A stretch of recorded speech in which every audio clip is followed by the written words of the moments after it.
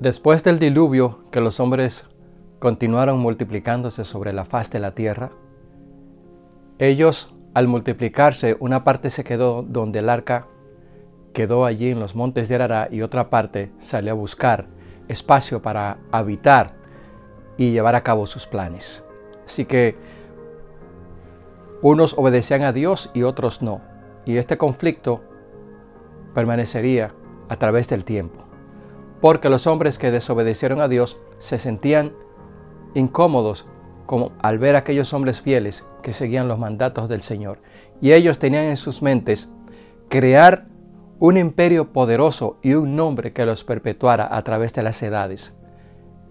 Y evitar, si era posible, una catástrofe que lo destruyera como el diluvio universal destruyó a sus antepasados. Así que todas las naciones y Babel se unieron para llevar a cabo este enorme proyecto. Por esto fue llamado el nombre de ella Babel, nos dice Génesis 11:9, porque allí confundió Jehová el lenguaje de toda la tierra, y desde allí los esparció sobre la faz de toda la tierra. Una vez más, los planes de Dios se vieron interrumpidos para la humanidad, porque los hombres tenían sus propios planes. Y ya terminó el protagonismo de Noé para comenzar con el de Can, el hijo menor de Noé, que fue maldecido por Dios al ver la desnudez de su padre. La maldición que Dios le dejó a la humanidad cuando dividió a los hombres con lenguas diferentes y esparcirlo por toda la tierra, se convirtió en una verdadera bendición. Pero antes de continuar con más detalles, te invitamos para que te inscribas a nuestro canal y actives las actualizaciones. La embriaguez de Noé es una demostración de que cuando los hombres de Dios se descuidan, pueden traer desgracia a sus vidas. Es una batalla que no debemos de pensar que hay que descansar o tomar vacaciones. Sin tregua ni descanso debemos de seguir adelante sirviendo al Señor, sin culpar a nadie de lo que puede pasar, porque cada cual es responsable de su salvación ante Dios. Noé, al cultivar la tierra, preparó una bebida y con esa bebida fermentada, el vino, se embriagó.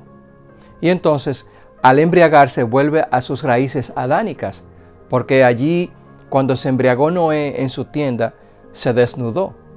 Recuerda también la desnudez de Adán, que buscó la protección de Dios. Los dos hijos de Noé, Jafet el mayor y Sem el segundo hijo, lo que hicieron fue proteger a su padre y caminaron hacia atrás con un manto para cubrir la desnudez de Noé.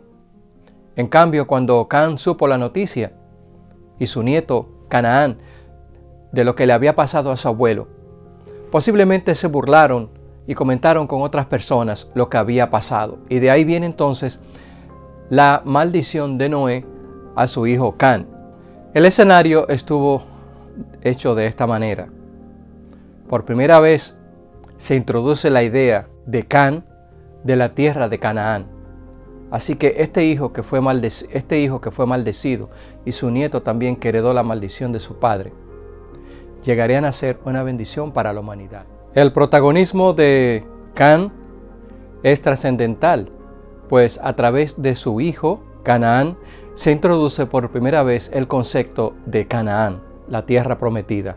Y también más tarde, cuando nacería Abraham, en el cual fueron benditas todas las naciones. La genealogía que aparece, o las genealogías que aparecen en el libro de Génesis, son tan importantes para la veracidad de la historia bíblica que confirman realmente los hechos. Y la genealogía bíblica tiene tres funciones. Enfatiza primeramente la naturaleza histórica de los acontecimientos bíblicos.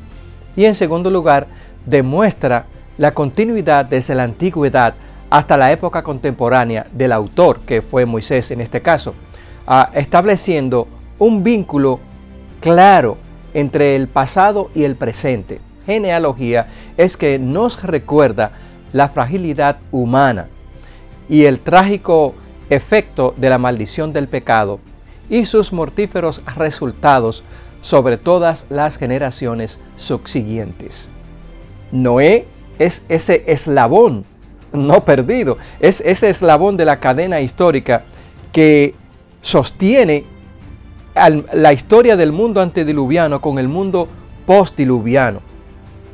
Posiblemente Adán murió 56 años antes de nacer el padre de Noé, que fue Lamec.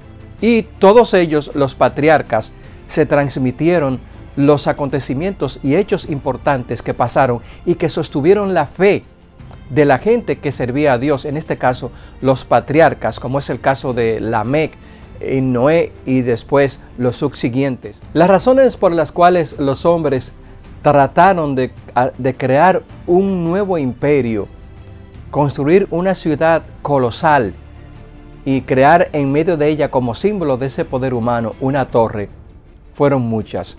Primeramente, esos hombres no querían seguir sirviendo a Dios.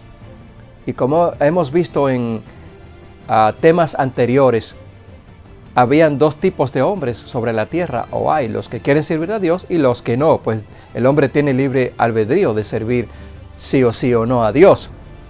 Bueno, el hecho es que ellos se unieron para crear ese proyecto y emigraron a la llanura de Sinar, que es lo que hoy conocemos como la Mesopotamia. Una tierra que no era rocosa, que era fértil y se prestaba para la agricultura y ese tipo de proyecto que ellos tenían en común. Es muy importante notar que ellos hablaban una sola lengua, porque todavía se hablaba la lengua de Adán y de Noé. Así que cuando ellos se encaminaron hacia la llanura de Sinar para planear lo que habían hecho ya durante mucho tiempo o habían tenido en sus mentes, comenzó aquel gran proyecto. La llanura de Sinar o la Mesopotamia es un lugar que no era rocoso. Así que ellos lo que hicieron fue que descubrieron brea, que es un tipo de petróleo, y cosieron ladrillo para hacer o comenzar esa gran construcción. La brea o el petróleo, cuando se une a la arcilla, es tan unificante que los restos de Ur de los Caldeos que se han encontrado son impresionantes y duraderos, porque el petróleo une como si fuera un concreto armado lo que ellos precisamente querían: construir una torre que se elevara hasta el cielo y que se venía otra catástrofe como el diluvio universal, ellos no murieran. Noten ustedes algo muy importante, y es que ellos tenían en mente la catástrofe que había ocurrido, y era lógico porque sus padres le habían dicho lo que había pasado. Es bueno también señalar que gran parte o todo el conocimiento que tuvieron los hombres postdiluviano fue dado a ellos por los hijos de Noé y el mismo Noé, que transmitieron toda esa ciencia a las nuevas generaciones que surgieron después del diluvio. Se ha encontrado en Ur de los Caldeos o en los restos arqueológicos de aquella gran ciudad grandes artefactos y un desarrollo que nos deja con la boca abierta, porque ellos fueron los primeros que descubrieron la escritura y también allí comenzaron las leyes. Se ha encontrado en excavaciones el primer código que hubo en la humanidad, que fue el código de Hammurabi, que era un código que contenía muchísimas leyes de aquella época. Era una época sofisticada. Los hombres que se fueron a las cavernas y que salieron de la civilización fueron aquellos que se apartaron y que se perdieron en el tiempo, pero desde un principio el hombre fue creado con inteligencia y con capacidad para ser civilizado y crear grandes obras como las que tenemos hoy en día. Así que la construcción de la Torre de Babel albergaba la idea equivocada de reemplazar a Dios el Creador. Y en sus visiones del fin del tiempo, el profeta Daniel nos habla precisamente de cómo las naciones se van a unir para tratar de luchar contra Dios, y cómo al final también las naciones se unirán para adorar a Dios en la nueva tierra. Ya ante toda esta situación que estaba pasando con los hombres postdiluvianos y estos constructores de la Torre de Babel, Dios dijo: descendamos para ver qué estaba pasando, qué estaba ocurriendo. Y es importante ver cómo Dios dice descendamos. Dios siempre ha buscado al hombre. El hombre dijo, subamos. Y es imposible que ellos pudiesen encontrar a Dios, o cuando tratamos de llegar a Dios, nunca lo vamos a encontrar. Él desciende a nosotros para ver qué estaba pasando. Según este pasaje, el Señor quería poner fin a esa unidad profundamente arraigada en la psiquis de ellos. Por ser seres caídos, solo podría conducir a una maldad cada vez mayor.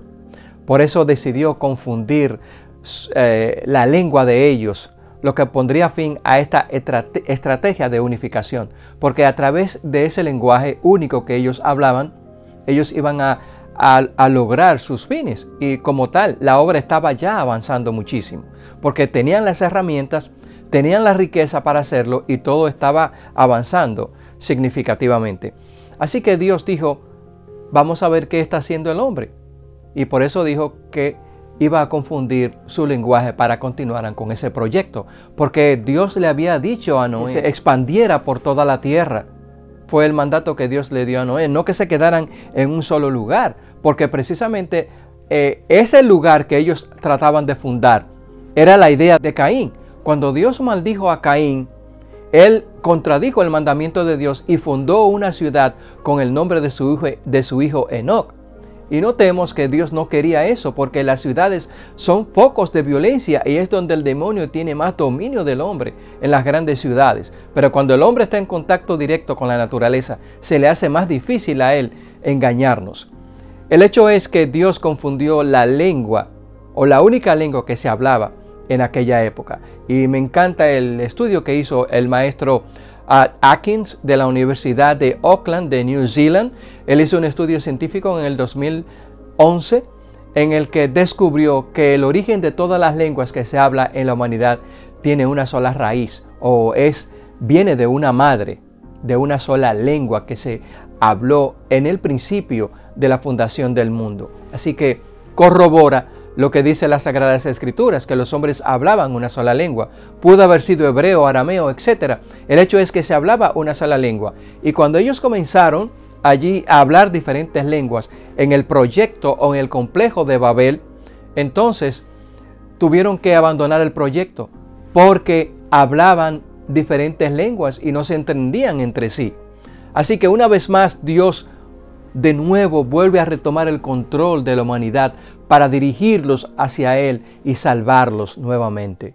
Los moradores de la llanura de Sinar no creyeron en el pacto que Dios le había hecho a Noé después del diluvio, que le prometía que no iba a destruir de nuevo el planeta. Y muchos de ellos negaban la existencia de Dios y atribuían el diluvio a las acciones de causas naturales. Y más tarde otras civilizaciones atribuyeron el diluvio a dioses de su propia imaginación. Otros creían que un ser supremo y destructor había traído ese gran diluvio sobre la tierra. Así que al construir la Torre de Babel, o al comenzar esa gran construcción, evitaban que cayera una catástrofe nuevamente y los barriera a todos como fue el diluvio.